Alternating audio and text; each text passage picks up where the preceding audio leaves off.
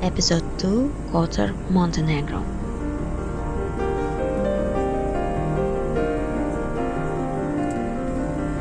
Hello my dears, my name is Irena, I live in Montenegro. Today we went to Kotor to walk through the old part of town, to climb the fortress, to look at the sea and the mountains from high of 216 meters.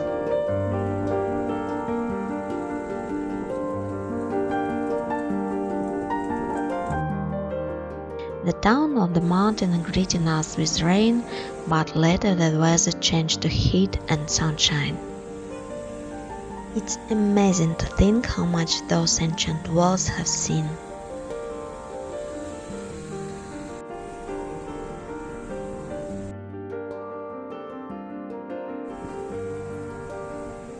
Chapter 1, Old Town. At first we decided to have breakfast at one of the coffee houses in the old town. The coffee house is located inside an old building. Vintage elements and decor have been added to the interior. At some point, the boundaries of time completely disappear. Italian coffee and delicate pastries made the mood wonderful. It seems that now you can go out and meet ladies in long dresses and men in vintage military uniform, because Kotor is a military fort. I also wanted to wear a dress and walk around the narrow streets. Chapter 2, Kotor Cats. Cats in Kotor are as respected residents as people. A veterinarian visits the cats every month and checks that everyone is healthy and vaccinated. There are also many handmade knickknacks dedicated to cats. In outdoor cafes you can see cats lying around them on benches and chairs.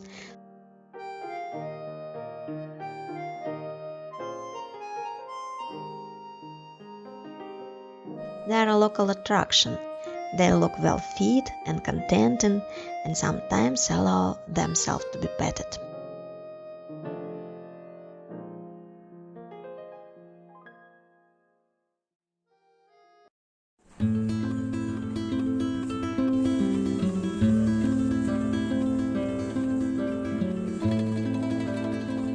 It is amazing to walk through the small courtyards, to look in passing through someone's ground-level window, to climb the graceful staircase lined with plants, to feel the warmth and smoothness of the ancient stones, to feel the flow of energy and life in all this.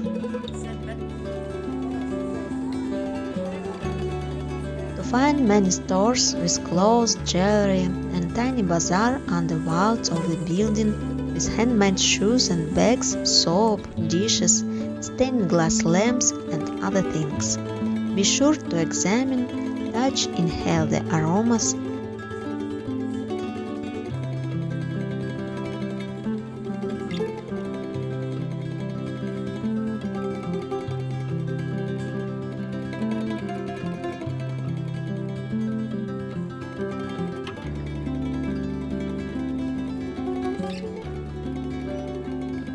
Then casually walk into the small square to the temple, and want to be danced barefoot, run across the square and cause people to feel like a historical movie is being shot here.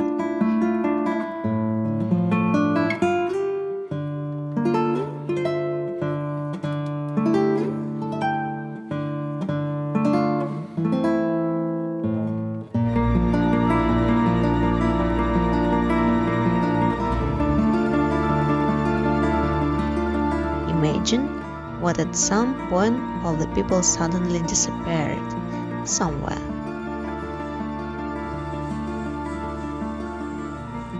And then put everything back in its place.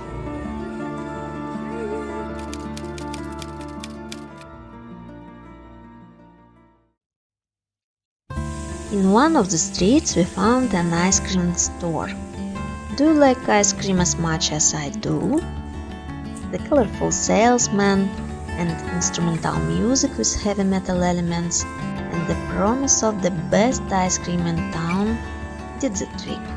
Pretty soon I had a cherry cone on my hands. It was delightful.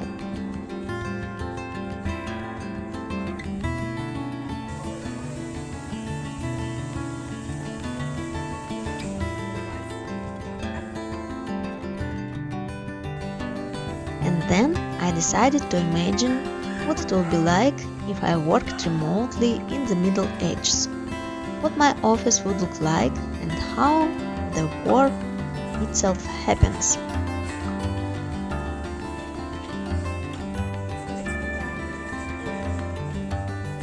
Oh yes, sorry. There were no phones and no internet back then. Work cancelled.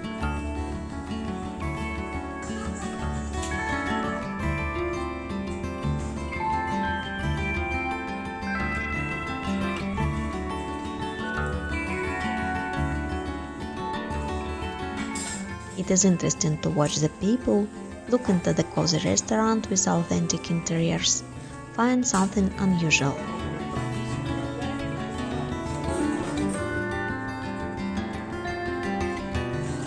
For example, this is not a tourist tram, but transport for collecting and removing waste, and in it, garbage henchmen.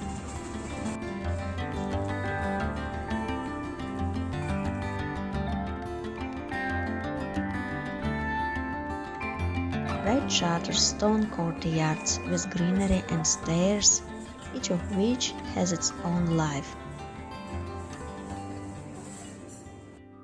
Warm stones to which you want to snuggle, listen to the stories of centuries ago and also become timeless, but in this space.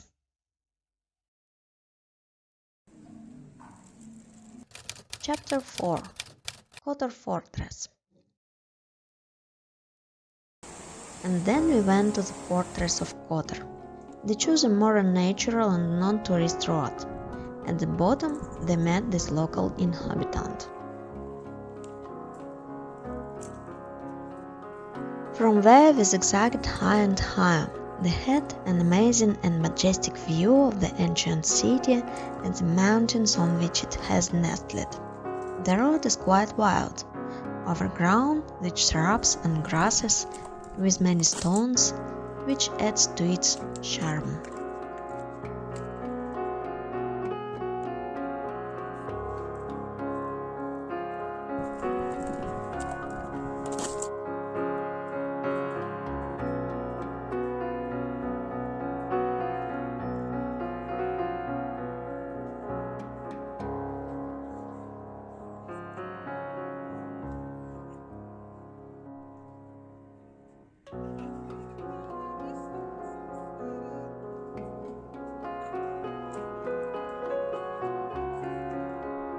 And then they reached an old abandoned church.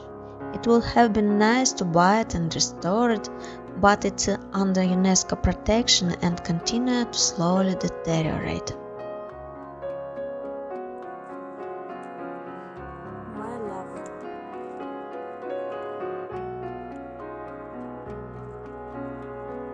They got inside the fortress through a small window with a wooden ladder attached to it. Pretty extreme desert lies behind and to the right. Physically unprepared people would be better off choosing a different route.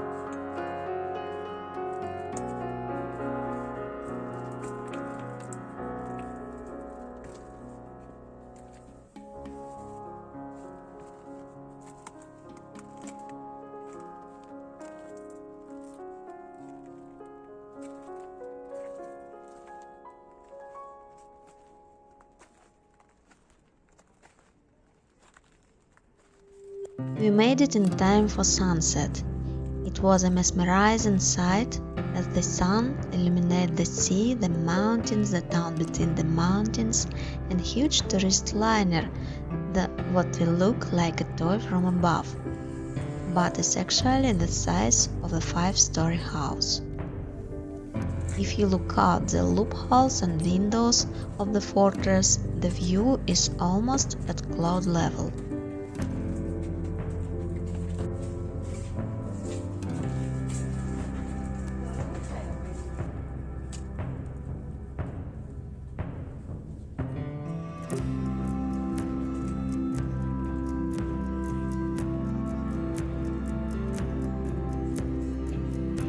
city is still warm, there are a lot of tourists in the fortress.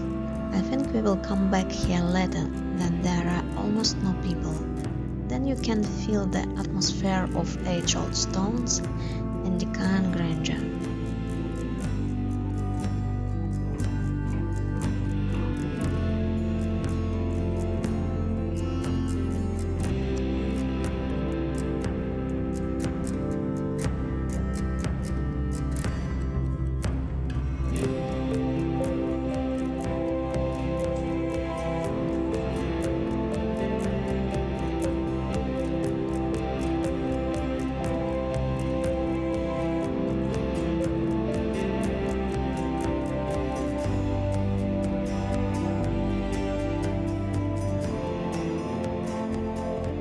A little bit historical data. Kotor's fortress is a fine example of medieval fortification, which includes the main massive fortress wall up to 16 meters wide, up to 20 meters high and 4.5 kilometers long, which encircled the old town of Kotor and climbed to the very top of the hill. Stone stairs leading to the bastion on St. Rocco and the Church of Our Lady of God Health.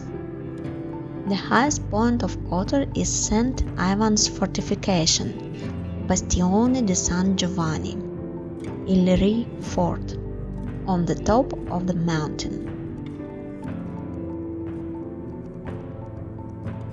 Back to town we went down an adapted hiking trail. They say it contains 1,400 steps, but I so much tired and didn't count.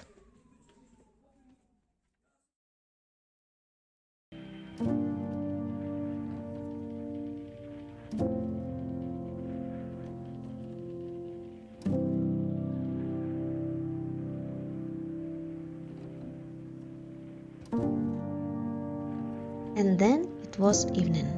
The city was lit up with lots of lights, and we, tired but satisfied, headed home.